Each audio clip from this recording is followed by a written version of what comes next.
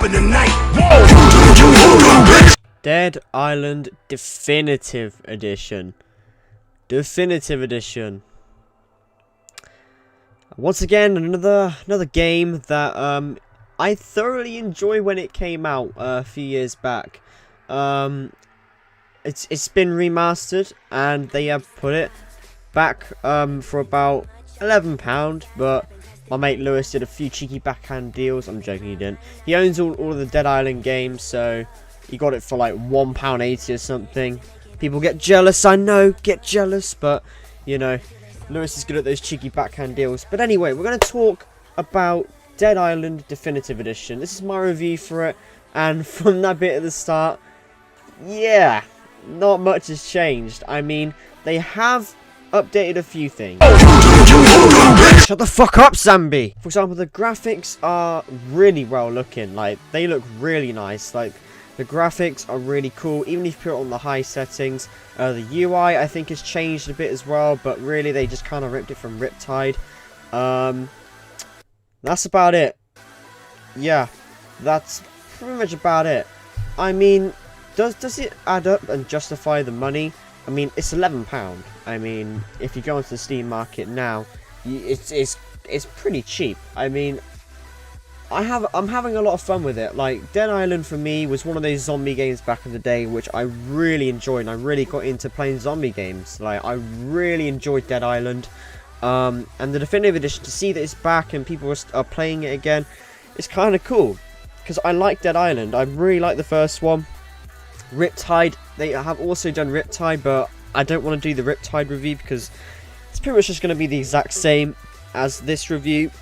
But it uses the same graphics and everything. Pretty much Riptide is a copy and paste of one, but it's a lot more linear. I don't like Riptide one bit. I mean, there's some bits of it that I like, but it's too linear, so I'm not going to be reviewing Riptide.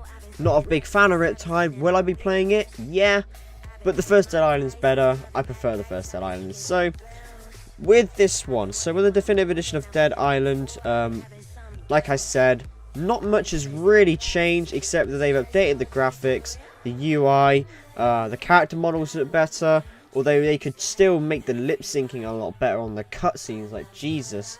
I mean, it seems what Deep Silver try to do, they just kind of force a game out. Like, you know, it doesn't matter, they're getting money for it, you know. Which I wish they could have done a lot more with this quote-unquote Definitive Edition. Like I said, there's a massive trend going around where companies are remastering old games now because even they know that the newer games that they're putting out are just plain utter shit. So, I'm not saying Dying Light shit. Dying Light was one of my favourite games of last year. Like, top 5 games of last year. But what I am saying is that, like Deep Silver's recent Dead Island game, let's take Dead Island, what was it even called? I can't even remember it. I can't, Escape Dead Island. I'm just looking at my Steam games, that's what it's called. That was utter garbage. That was terrible, okay? But, you know, and it seems that, like, they're doing this whole, like, scheme, this marketing scheme of just, you know, oh, let's just remaster an older game and put it back on the shelves so then people have to re-buy it again. To me, I don't like it. I don't like it. Why not just, like, do a cheeky upgrade to the Definitive for, like, a $5 or something like that for those who have already owned the first Dead Island game, or do a massive update to the first Dead Island game and charge, like, you know, charge a £5 for an upgrade in the graphics. That would be a more suitable and sensible idea. And, you know, just because obviously we need to start over again. Maybe if you have characters on the older Dead Island games, like maybe you've maxed out all of your characters, if you want to transfer your accounts over, can't do that. Nope, you need to start from scratch. So I'm going to keep this review short and sweet because it's not a new game, okay? It's just a remaster of an older classic, okay? Like I said, Dead Island, really, really awesome game. I like it, okay? There are some hilarious bugs in it though, and I've got some screenshots as well to put on the screen for you as well, of some of the funny bugs that I came across, and like, stuff they haven't fixed. But to be honest with you, keep it in the game. It's fucking hilarious. Like what you saw at the start, it's absolutely hilarious, and I appreciate it. I don't know why, but just keep it in the game, okay? It's funny. And also the shitty lip syncing is quite funny as well.